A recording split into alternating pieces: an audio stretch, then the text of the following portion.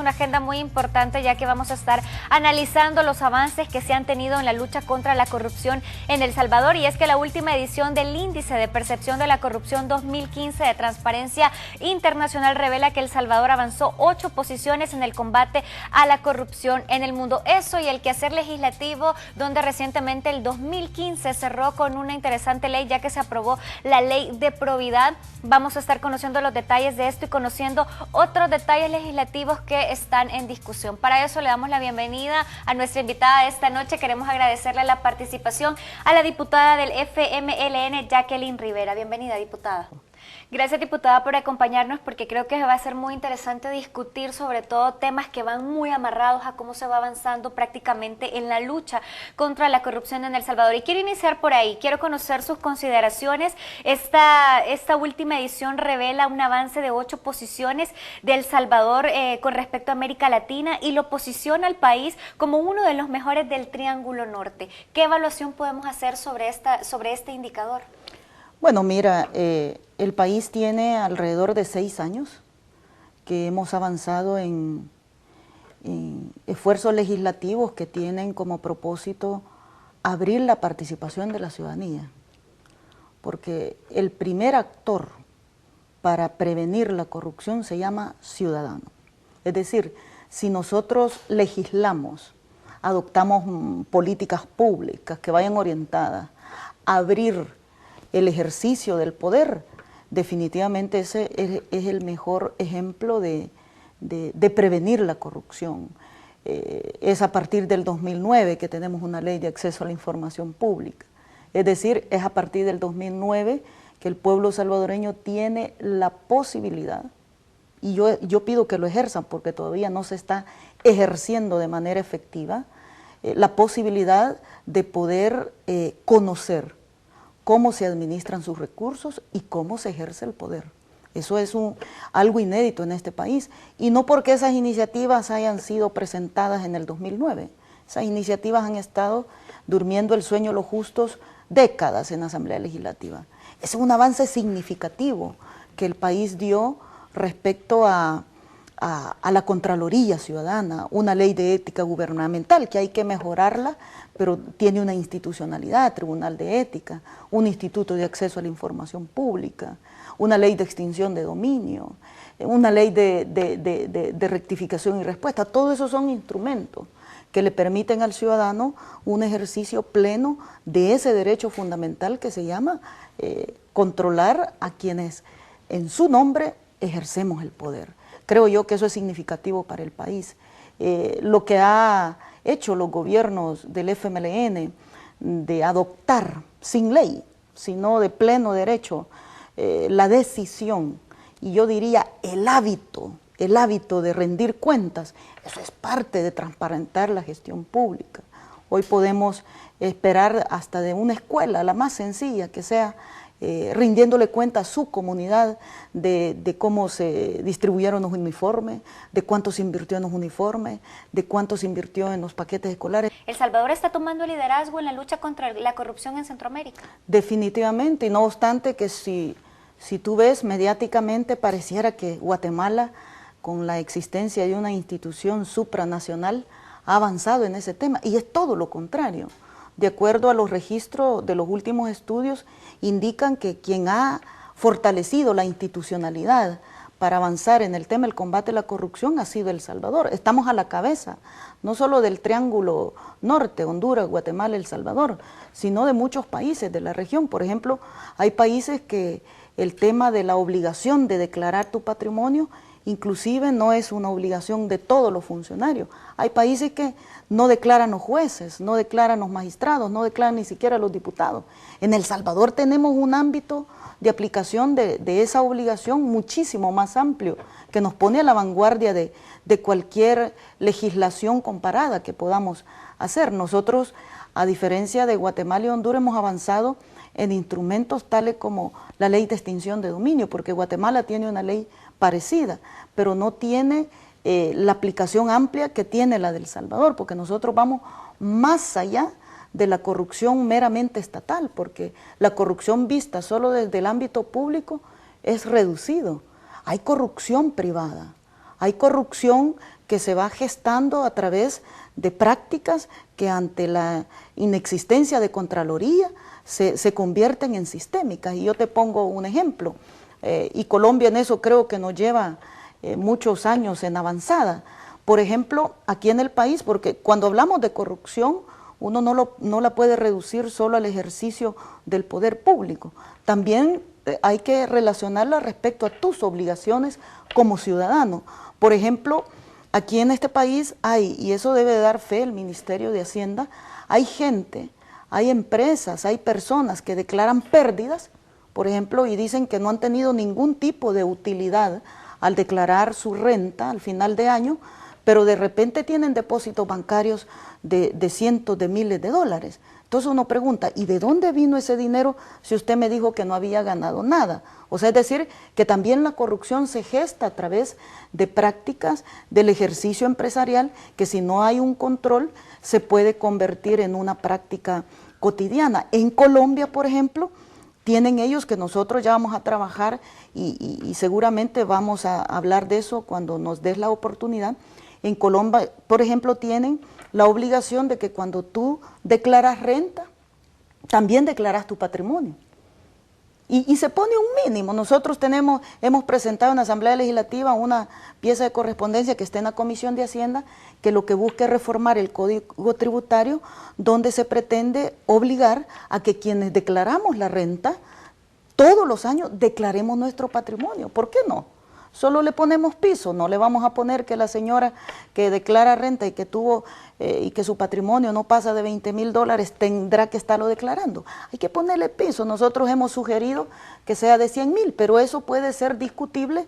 La idea es que cada vez que presentes tu declaración, declares tu patrimonio, porque eso también cierra portillos de elusión fiscal. Y diputada, definitivamente que un tema que está estrechamente vinculado al combate a la corrupción es precisamente la reciente ley de probidad que fue aprobada al cierre de 2015. Hay datos, antes de ir conociendo un poco más de esta ley, me gustaría que nos diera su percepción, porque tenemos conocimiento que recientemente fue admitido por la sala un recurso de inconstitucionalidad, una demanda que se ha presentado en contra de la ley de probidad. Vamos a darle paso a una nota periodística que nos retrata un poco qué fue lo que sucedió con esto. La diputada Jacqueline Rivera no comparte la decisión de la Sala de lo Constitucional en la admisión de una segunda demanda contra la nueva ley de probidad. Absolutamente un mal mensaje, porque le está diciendo al país, mire, todo lo que venga de la sociedad civil o de cualquier otra institución que tenga que ver con combatir o prevenir la corrupción, solo va a ser iniciativa del órgano judicial. A mí me parece que eso es absurdo. No tiene asidero legal. Espera que no se trate de una estrategia para revivir la antigua ley de probidad. Y ojalá, insisto, que no sea una acción más de la sala para seguir justificando la aplicación de una ley, que ya hemos dicho, una ley obsoleta y una ley que se presta para ser manoseados los procedimientos. Además, dice no entender el sentido de esta nueva demanda. La primera demanda, ustedes saben que lo que se cuestiona es que no se incluyó el juicio de enriquecimiento ilícito. Eso es lo que cuestiona la primera demanda y producto de ello suspenden la vigencia de la ley. Esta demanda lo que cuestiona es que quienes han presentado los anteproyectos de ley no tienen iniciativa de ley en el tema de probidad. Dicen que el tema de probidad en este país solo lo puede crear y reformar el órgano judicial, lo cual no es cierto. Considera que la probidad es un tema que involucra a toda la sociedad y no es exclusivo de un órgano de Estado. Un tema de país, donde deben de participar la sociedad civil y toda la institucionalidad del Estado en pro de mejorar la legislación en ese sentido. No sé cuál ha sido el argumento por el cual se admitió la demanda, pero insisto, es una demostración más que en este país no se quiere avanzar en el tema de prevención y combate a la corrupción. Para Televisión de El Salvador, Sandra Ayala. Agradecemos a la periodista Sandra Ayala que nos da un retrato de lo que sucedió. Diputada, retomando un poco sus palabras, hay cosas muy interesantes y es que no es la primera demanda esta, ya fue admitida una primera demanda que precisamente argumentaba que no se incluye el juicio de enriquecimiento ilícito. Esta segunda cuestiona que quienes han presentado los proyectos de ley no tienen iniciativa de ley. ¿Cómo ve usted este segundo intento contra la ley de probidad? Bueno, una vez más lamentable, Vanessa, porque resulta que se quiere hacer parecer que aquí los únicos probos son los 4 magistrados de la sala. Es decir, solo lo que ellos puedan justificar se entiende que es válido. Y es tan absurda la admisión que han hecho, pero tan absurda, que raya con, yo diría, con la mediocridad. Es tan absurda la admisión porque dice, admite, cuando tú admites una demanda, constitucionalmente hablando, tú la admitís porque tiene una posible violación constitucional. Desde el momento que el ciudadano interpone la demanda y dice que su cuestionamiento es porque la ley en su forma no se hizo como debería de hacerse, porque los proyectos que dieron origen a la ley no fueron iniciativa del órgano judicial, si ese es el argumento del ciudadano, la sala inmediatamente debió declararla improcedente la solicitud.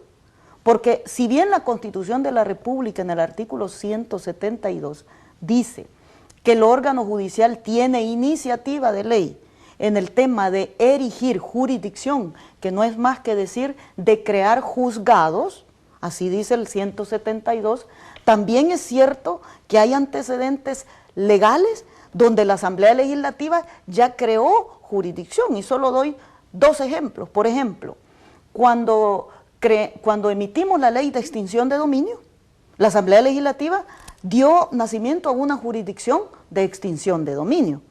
Cuando emitimos la ley de lavado de activos, de dólares y de activos, también la Asamblea creó los juzgados especializados, es decir, esa ley la aplican los juzgados especializados de instrucción, no es cualquier juzgado, lo creó la Asamblea. Cuando emitimos la ley de medio ambiente, también la Asamblea dio nacimiento a una jurisdicción. O sea que tampoco es cierto que la competencia de erigir jurisdicción corresponde al órgano judicial. Y es más absurdo pensar que el tema de probidad en este país solo lo puede reformar y crear el órgano judicial. A mí me parece que esa es una aberración jurídica, porque entonces tú le estás inhibiendo al ciudadano de que te pueda cuestionar una ley. Entonces, si ellos dicen que ellos son los únicos que pueden hacer una ley que tenga que ver con la prevención y combate a la corrupción, y son los únicos que la pueden reformar, y que solo su dicho es verdad pura, entonces lo que te está diciendo es que el ciudadano en este país no tendrá oportunidad de en un futuro, a través de la iniciativa de un diputado, proponer reformas. A mí me parece que es de lo más absurdo.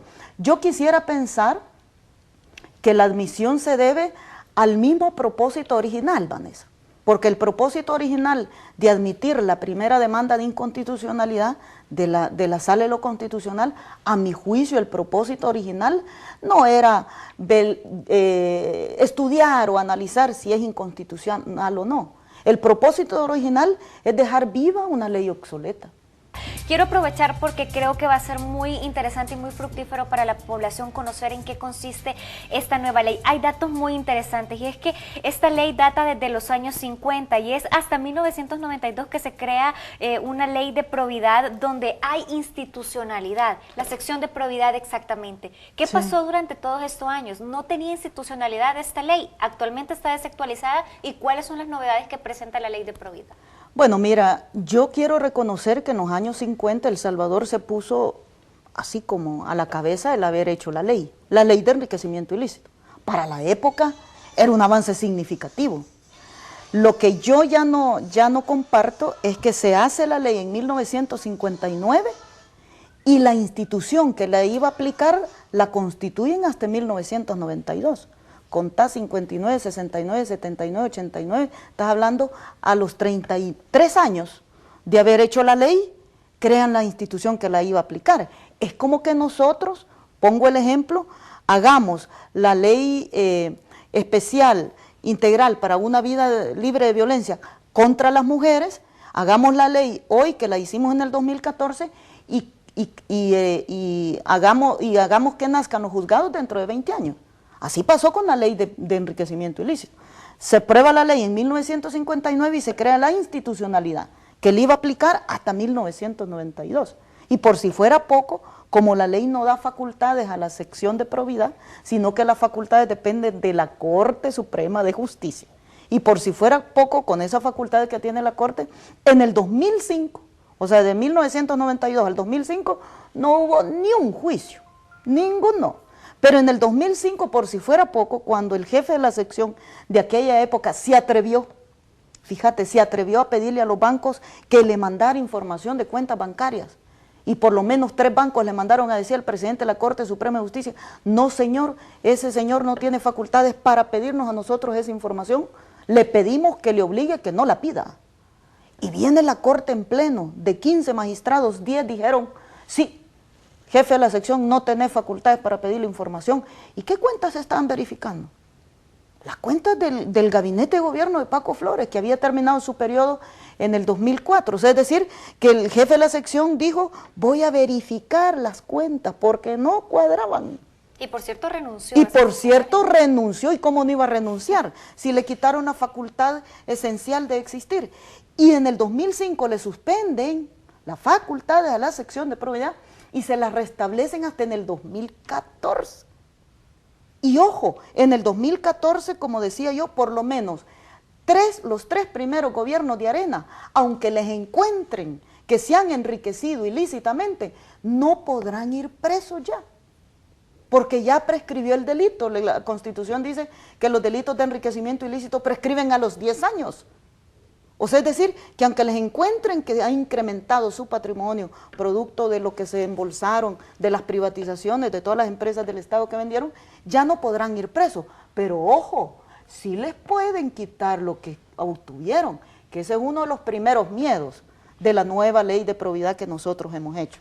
En la ley de probidad que hemos hecho nosotros y que la sala suspendió, hay 3 cosas que mejoran la actual ley. 1, que el enriquecimiento ilícito, el juicio de enriquecimiento ilícito que tanto cuestionan, sea ampliado. Es decir, actualmente la ley que ha dejado vigente la sala dice que habrá enriquecimiento ilícito, dice, y se le podrá iniciar juicio de enriquecimiento ilícito para quitarle lo que se robó, siempre sí, solo sí, eso que se robó, se lo robó al Estado. Queda fuera el narcotráfico, lavado de dinero, prevaricato, peculado, tráfico de influencia, negociaciones ilícitas. El enriquecimiento ilícito no puede quedar reducido solo a lo que le hurtaste al Estado. Esa es una de nuestras diferencias en la ley de probidad. Nosotros hemos dicho, mire señor, si a este funcionario le encontraron que su patrimonio se incrementó y no lo ha podido justificar, aplíquele la ley de extinción de dominio, indistintamente de cuándo haya adquirido, Vanessa, su patrimonio, que se lo vaya a traer el Estado si no lo haya podido justificar. Por eso es el temor, porque si nosotros conectamos la ley de probidad con la ley de extinción de dominio, entonces presos no vamos a poder echar a esos funcionarios de Arena, que no creo que no hayan robado, ¿verdad? Presos no los vamos a poder echar, pero sí puede el pueblo recuperar algo de lo que le robaron. Ese es un primer miedo. Por eso ellos no están de acuerdo y lo que están cuestionando es el juicio de enriquecimiento ilícito, precisamente porque ellos quieren que se siga aplicando lo que ahorita se aplica, de tal forma, ciudadano, que si un servidor público, por ejemplo, le digo, vaya, un policía, un jefe policial no necesariamente administra recursos. O sea, ejerce poder, pero no administra recursos. Ese jefe policial nunca le podrán iniciar un juicio de enriquecimiento ilícito, porque nunca ha administrado fondos. O un fiscal, vaya, un fiscal no administra fondos. Un fiscal específico, hablo de las distintas áreas, nunca le podrán iniciar juicio de enriquecimiento ilícito, aunque su patrimonio se haya incrementado, porque nunca ha administrado fondos. ONU ayer decía precisamente, decía que uno de los avances que El Salvador ha tenido es que están planteando ya que el enriquecimiento ilícito no solo sea visto por lo que se le hurta al Estado, sino que también sea visto por lo que se roba por otros lados, es decir, producto del tráfico de influencia o de cualquier otra fuente ilícita que permite que se incremente el patrimonio. Entonces, ese es un primer elemento. El segundo elemento, que a mi juicio me parece que le tienen miedo, tiene que ver, mira, actualmente los jueces de primera instancia y magistrados de cámara solo declaran cuando toman posesión, porque así dice la ley. Y la ley obliga a que declaren cuando sale de su cargo. Pero es que los jueces y los magistrados son electos de manera vitalicia. Es decir, no sabe cuándo van a salir, a no ser que sean destituidos. Entonces aquí hay jueces que llevan 20, 25 años, 30 años, con sueldos de $1,500, pero con ranchos en la playa. con carros último modelo, con casas que no se pueden justificar con su patrimonio, pero no hay manera que el ciudadano verifique ese incremento patrimonial porque él solo está obligado a declarar hasta que salga. ¿Qué hemos hecho nosotros en la ley? Hemos puesto que esos funcionarios declaren cada 3 años, y si quieren que lo hagamos cada año, hagámoslo, pero que declaren cada 3 años, estén actualizando su patrimonio para que el ciudadano tome en cuenta de que si su incremento patrimonial es coherente con los emolumentos que recibe en concepto de su cargo. Y hay un tercer elemento que a mi juicio creo que le tienen miedo los detractores de la ley, y tiene que ver con que las facultades de la sección de probidad se han dejado por ley. Nunca más 2005. Nunca más una corte cualquiera que sea esta, la que va a entrar en los próximos años, nunca más va a tener las facultades de quitarle esa obligación de la sección de probidad de investigar, mira, de investigar de oficio, de investigar producto de una denuncia, de iniciar los procesos solo porque haya visto un indicio allí un poco raro. Aquí en este país hay un puño de gente, muchísima gente que están siendo procesada penalmente, pero la sección de probidad no está verificando su patrimonio.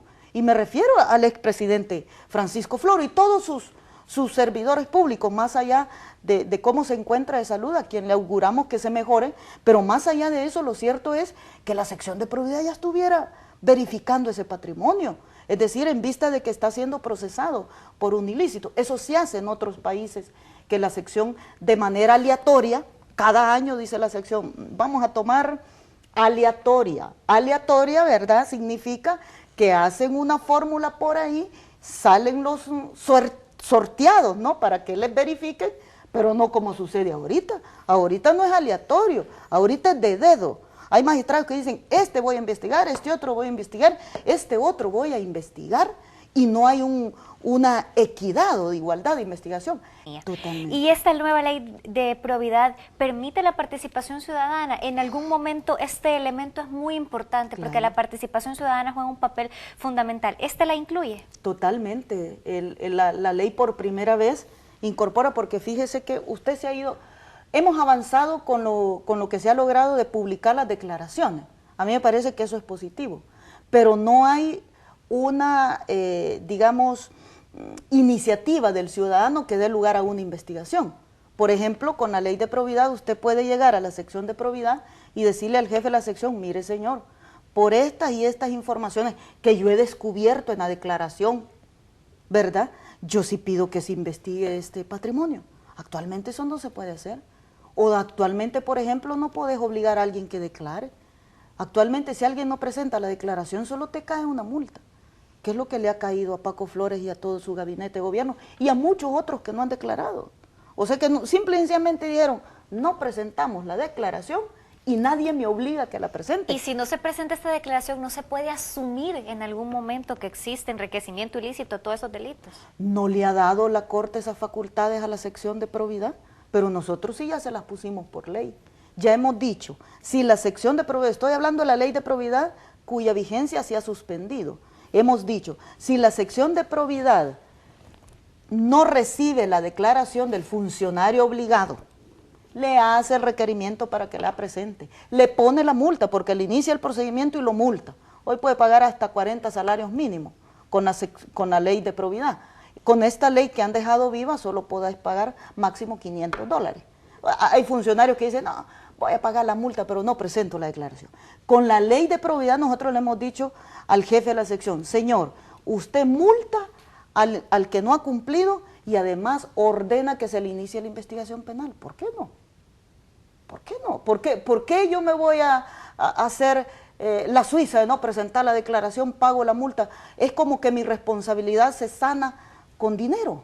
No, nosotros hemos dicho, mire, usted lo procesa, le pone la multa administrativamente, le pone lo que le toca, pero además remita la información a la Fiscalía para que inicie el proceso de investigación, que puede dar lugar a la comisión de un delito o puede dar lugar al proceso de extinción de dominio.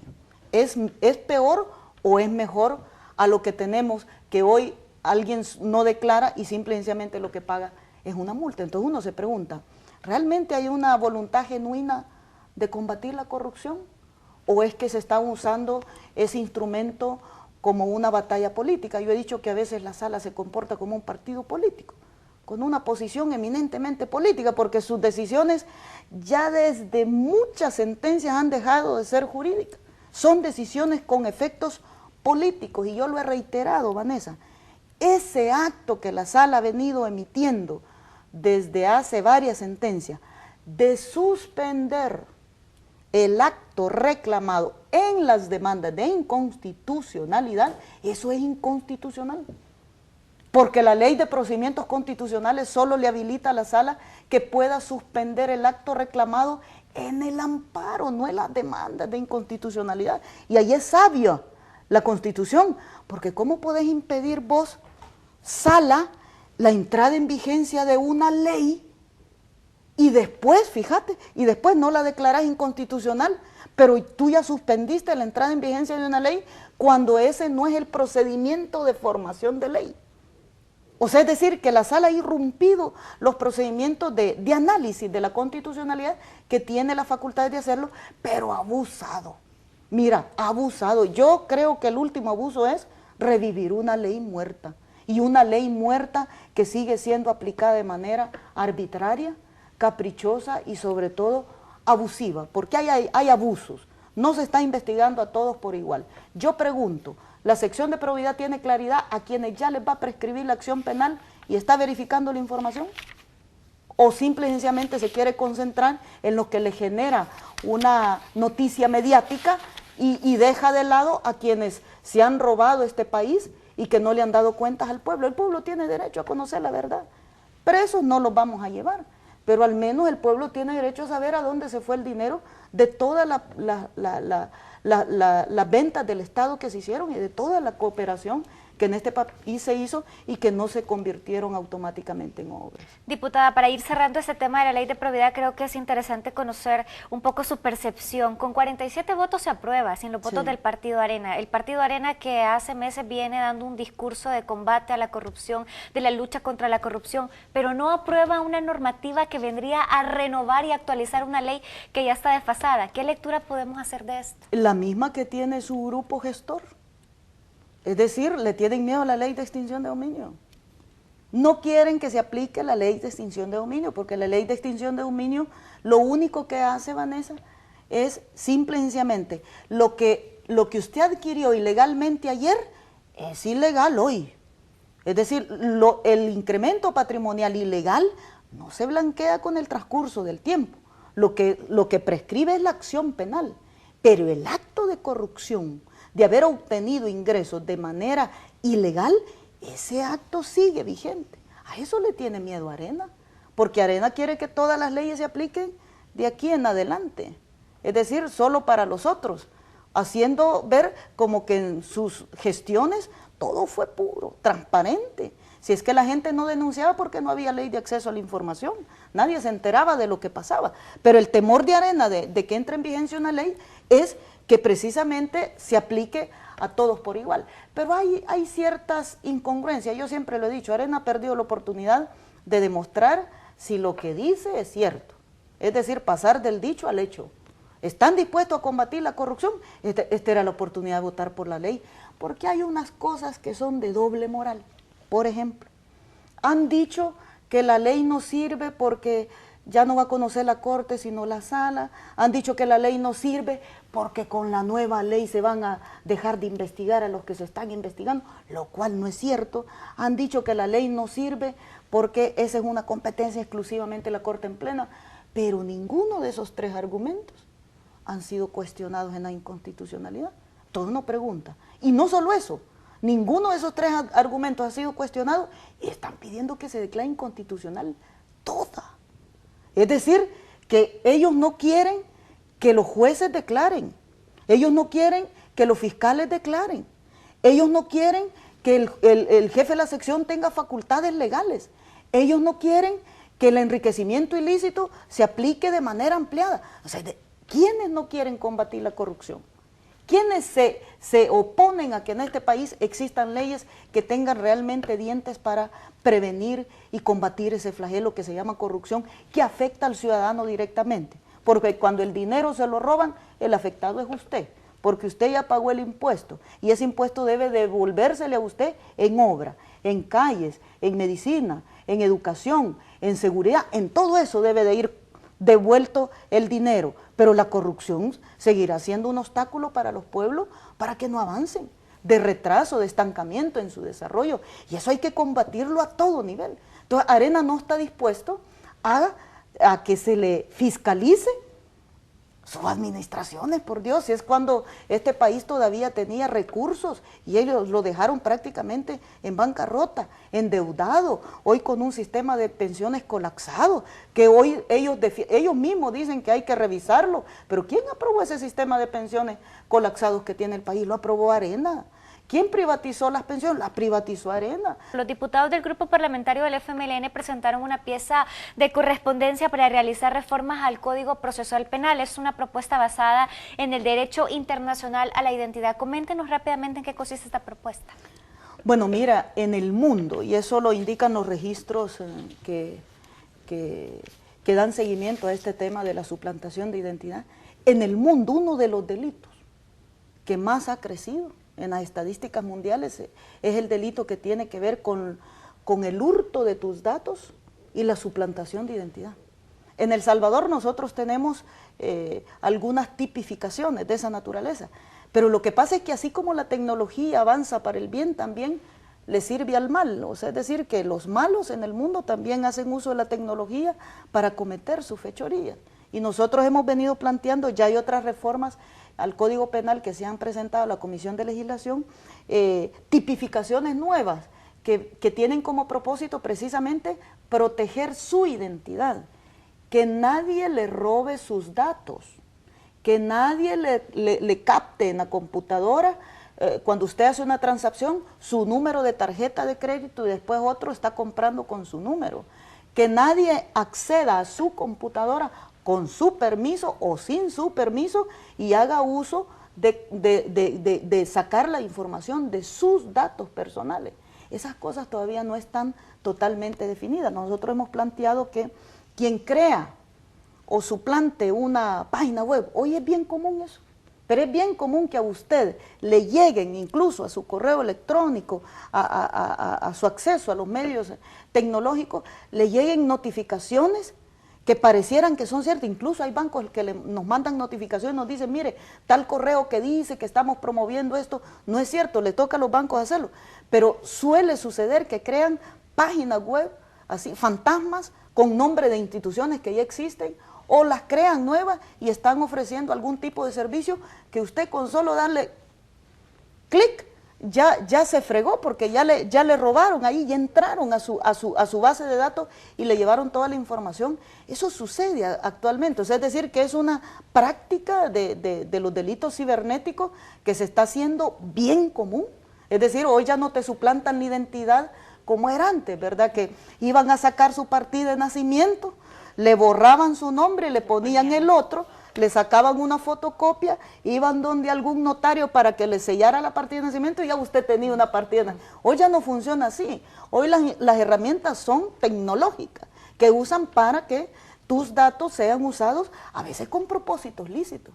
Fíjate que yo he conocido, hay gente que incluso cuando la tecnología no estaba avanzada, se había casado con otra persona y no sabía que era casado, o sea, que alguien hurtó su nombre, su identidad, y esa persona no tiene, lo penal debe ser explícitamente tipificado, porque si no dice que es delito, no podrás procesarlo. Vos podrás pedir indemnización por daños y perjuicios, vos podrás perseguirlo por cualquier cosa, menos por delito. Hoy hemos dicho que quienes hagan esas conductas, o por ejemplo, falsifique el permiso de portación de armas, que hay muchos que incluso la policía se ven en dificultades, que falsifican con la tecnología, te dicen, mire, este carnet parece que es real, pero no es real el carnet. De vehículo, las tarjetas de circulación. O las tarjetas de circulación, y cuando usted ve la tarjeta dice, no, si es igualita, si aquí todos los datos son iguales. O sea, es decir, hay muchas prácticas hoy tecnológicas que dan lugar a la comisión de selección. Hemos presentado esas propuestas, Vanessa, con el propósito,